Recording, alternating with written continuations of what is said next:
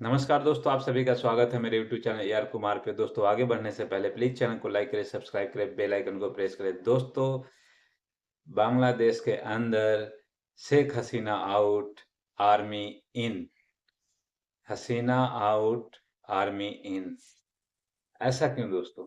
जब बांग्लादेश की हालत बद से बदतर होते जा रही थी, आर्मी ने हाई लेवल मीटिंग करी और उन्होंने डिसाइड किया कि अब हम आगे जो हालात हैं और ज़्यादा बढ़ने नहीं देंगे। और उन्होंने आनन-फानन में डिसाइड किया, लोगों को संबोधित किया और पीएम शेख हसीना को बुलाया और कहा कि आपके पास 45 मिनट है, आप देश छोड़ के जाना चाहती हैं तो जा सकती हैं।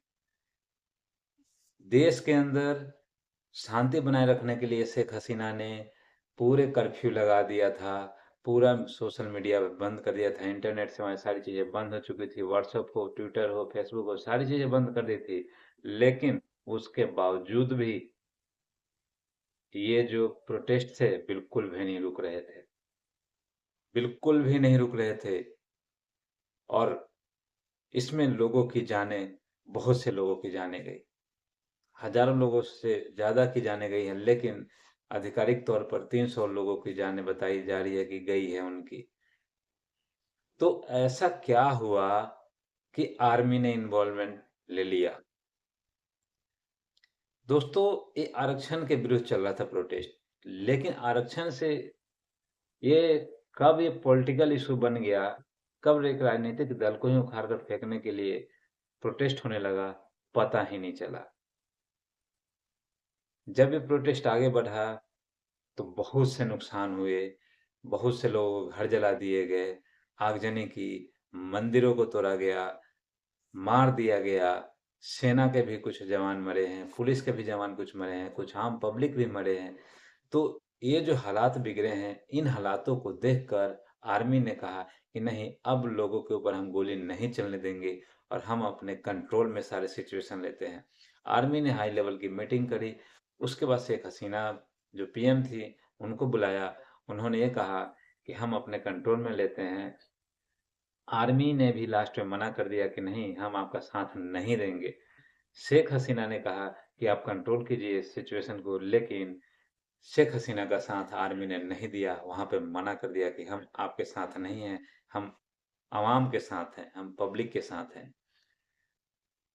तो यहाँ पर शेख हसीना बिल्कुल अकेली पड़ गईं, जब उनके साथ कोई नहीं दिखा और आर्मी ने एक कंडीशन रख दिया कि हम आपको टाइम दे रहे हैं कि आप देश छोड़ के जाना चाहती हैं तो जा सकती हैं।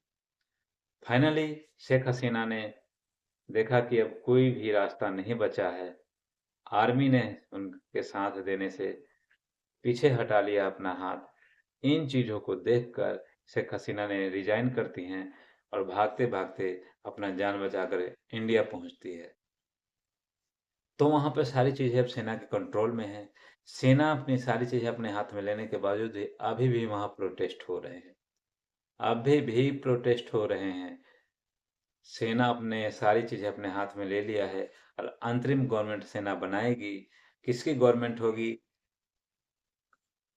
अभी तो कुछ कहा नहीं जा सकता है, लेकिन सभी पार्टियों से सेना ने बात करी है, वो गवर्नमेंट बनाएँगे।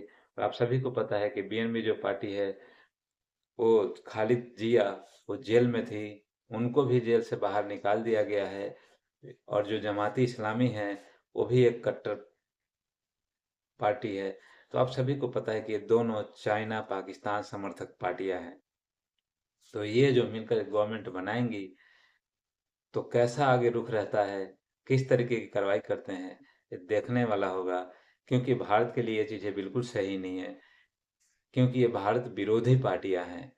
तो भारत को आगे एक और मोर्चा पे लड़ना होगा, एक और मोर्चा पे अपने आप को स्ट्रांग रखना होगा, क्योंकि कभी भी उधर से कुछ भी हो सकता है। क्योंकि भारत के 5 राज्यों के जो बॉर्डर हैं, बांग्लादेश के साथ मिलते हैं। तो भारत के लिए बहुत ही बड़ी एक टेंशन वाली सिचुएशन बन चुकी है और हमें हर चीज़ को बड़ी बारीकी से देखना होगा। उसके बाद सारी चीज़ें देखकर फिर डिसीजन लेना होगा, क्योंकि ये हालात आगे कहाँ तक जाएंगे, किसी को नहीं पता कि बांग्लादेश का जो सिचुएशन है, आगे किस तरीके की सिचुएशन होगा।